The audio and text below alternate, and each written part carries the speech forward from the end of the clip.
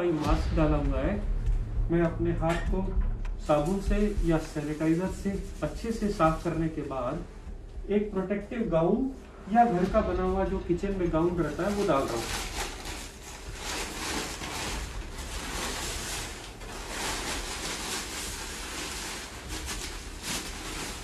आप एक बार अच्छे से गाउन से प्रोटेक्ट होने के बाद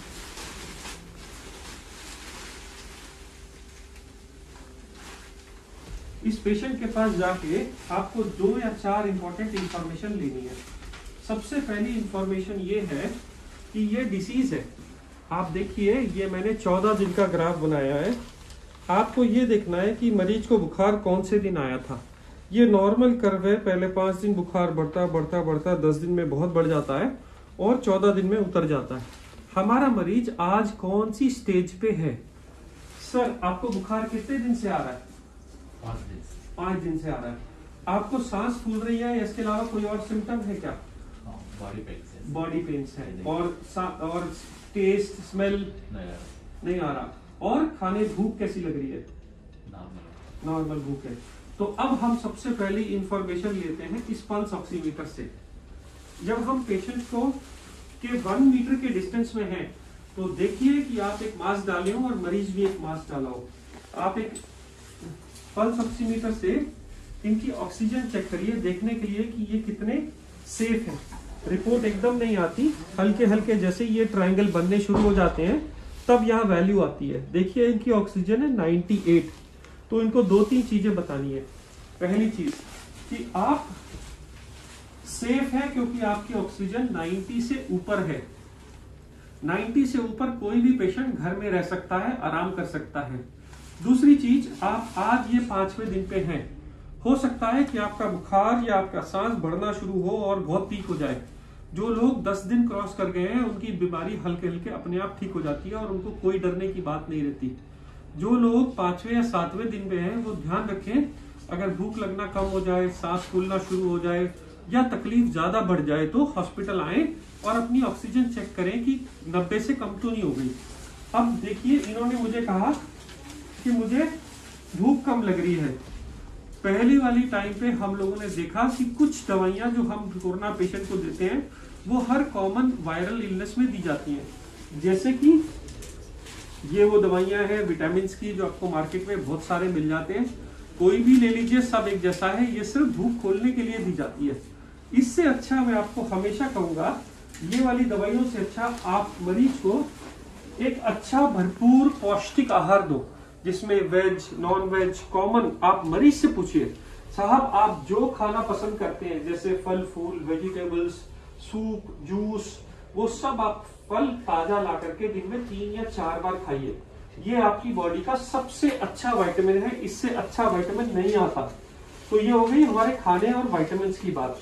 जो लोग इस कमरे में आएंगे और इनको टच करेंगे, या तो वो साबुन से हाथ धोएंगे या अगर आपको इनकन्वीनियंट लगता है तो आप सैनिटाइजर यूज कर सकते हैं। जैसे मैंने इनको छूने के बाद हमको अपने हाथ को सैनिटाइज कर लेना है, या ग्लव डालने की प्रॉब्लम ये है कि हर बार छूने के बाद आपको ग्लव फेंकने हैं।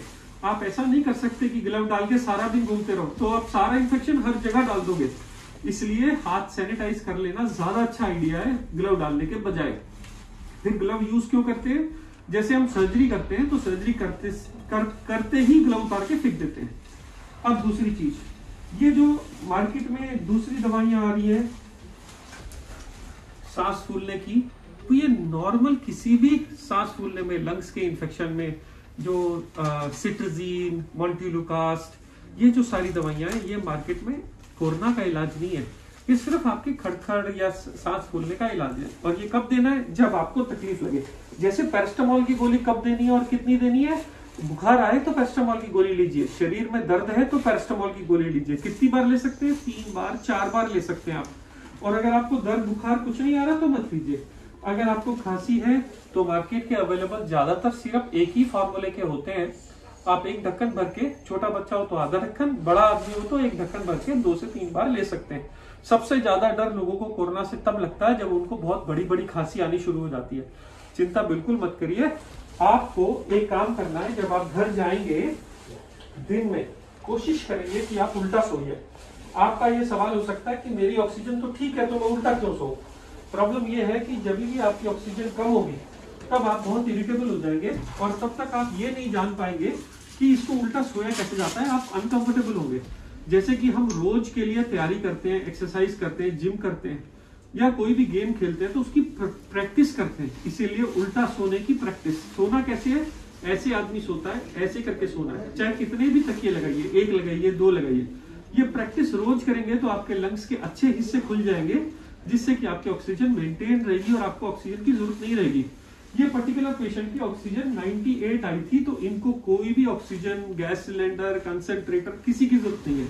ये घर में रह के खुश रहेंगे। दूसरी चीज, बार बार टेस्ट कराने की जरूरत नहीं है, क्योंकि 14 दिन के अंदर कोरोना अपने आप मर जाता है, जैसा मैंने इस ग्राफ में बताया था। इसलिए आपको अपने घर में अलग 14 दिन के लिए रहना ही रहना है अलग। अब बची कि पहले जमाने में हमने बहुत सारी दवाइयां ट्राई करी, तो कोरोना में आज के टाइम पे दवाई काम कौन सी कर रही है? आइवरमेक्टिन और रेमडेसिविर ज्यादा काम नहीं कर रही। लोग इनफैक्ट रेमडेसिविर को इतना पसंद कर रहे थे क्योंकि यूएस से आई थी, बट इसका काम पहले 1 वीक के अंदर अंदर है। अगर पेशेंट की डिसीज बढ़ी नहीं है, फीवर आने की शुरुआत ही है, तब आप ये लगाएं तो काम करती है। ये वायरस की मल्टीप्लिकेशन को रोकती है, बट आपका इम्यून सिस्टम गुड इनफ है। मोस्ट ऑफ द टाइम्स हमारा बॉडी का इम्यून सिस्टम इससे लड़ लेता है। इसलिए ये यंग लोगों को देने का फायदा नहीं है, कम डिसीज वाले लोगों को देने का फायदा नहीं है, या जो ठीक ठीक दिख रहे हैं उनको देने का फायदा नहीं है। जो बहुत सिक दिख रहे हैं, जो लगता है जल्दी कोलैप्स हो जाएंगे और early part of the disease में है, उनको रेमडेसिविर। आइवरमेक्टिन बिल्कुल काम नहीं करती और भूख खत्म कर देती है, इसलिए ये गोली मैं रिकमेंड नहीं करता हूं। जो 2 गोलियां रियली काम करी वो थे स्टेरॉइड्स। कौन सा स्टेरॉइड? बहुत सारे मार्केट में स्टेरॉइड मिलते हैं जो 5 या 10 रुपए, 20 रुपए गोली के हिसाब से आते हैं, जिसमें प्रेडमेड, मिथाइल प्रेडनिसोलोन। ये रिसर्च यूके में हुई थी। यूके में पाया गया था कि एक ही गोली, एक ही दवा है पूरी दुनिया में, वो है स्टेरॉइड, जिससे कोरोना के लोग बचे। पर ये लोगों के लिए, कॉमन लोगों के लिए नहीं है। पर आप समझिए, स्टेरॉइड अगर पहले हफ्ते में हमने दे दिए, ये पहले हफ्ते में, जब आपका बुखार पहले 4, 5, 10 दिन तक आने लगा, ये पहले हफ्ते में स्टेरॉइड देने से आपकी इम्यूनिटी मर जाती है और वो स्टेरॉइड से लड़ नहीं पाती। इसलिए पहले 7-10 दिन के अंदर स्टेरॉइड देना नुकसानदायक होता है। पर जब एक बार ये डिसीज अपनी पीक पे आ जाती है, जैसे कि बुखार बहुत आने लगे, कमजोरी, कुछ भी खाया नहीं जा रहा हो, तब आप यहाँ पीक पे हैं, तब स्टेरॉइड की गोली काम करती है। और तभी ब्लड थिनर की इंजेक्शन या टैबलेट्स भी काम करती है। वो कौन से ब्लड थिनर के इंजेक्शन है? नॉर्मल जो हार्ट अटैक वाले लोगों को हार्ट अटैक हो जाता है तो हम ब्लड थिनर के इंजेक्शन देते हैं। ये प्री लोडेड सिरिंज में आते हैं, आपके डॉक्टर आपको बताएंगे, और टेस्ट कराते हैं डी डाइमर की आपके ब्लड में क्लॉट्स हो रहे हैं कि नहीं। ये देखने के बाद ये आपको इंजेक्शन दे दिए जाते हैं। अगर इंजेक्शन लेना इनकन्वीनियंट हो तो ये लोग टैबलेट्स दे देते हैं। ये सुबह शाम ली जाती है 21 डेज के बाद, उसके बाद बंद कर दी जाती है। कोरोना क्योंकि सिर्फ 14 दिन का इलनेस है, ये 100% ऑटोमेटिकली रिकवर कर जाता है। 100 में 99% लोगों को सिर्फ ये डोलो, पैरासिटामोल की गोली लेकर के ही ज्यादातर ठीक हो जाते हैं। जिन लोगों की बीमारी बढ़ती है उसके हिसाब से मैंने आपको दवाइयां बताई हैं।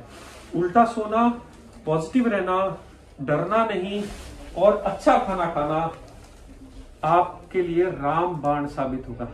ये जो सेटअप है, ये 99% छोटे पीएचसीज में, घर में बनाए जा सकते हैं, और ऐसे छोटे छोटे सेंटर से आप लोगों का बहुत सारा इलाज कर सकते हैं। हॉस्पिटल आने वाले लोग वही होंगे जिनकी ऑक्सीजन 90 से कम हो या जो बिल्कुल खाना खाना छोड़ दिए। इसके अलावा 99% पेशेंट्स हम घर में इलाज कर सकते हैं। मैं संजीव कुमार हैदराबाद से बोल रहा हूँ।